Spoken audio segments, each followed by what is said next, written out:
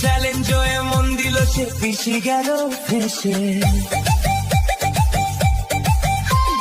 নন্দীগ্রামের দামাল ছেলে ভবানীপুরে এসে ওপেন চ্যালেঞ্জ এমন দিল পিছিয়ে গেল ফেসে।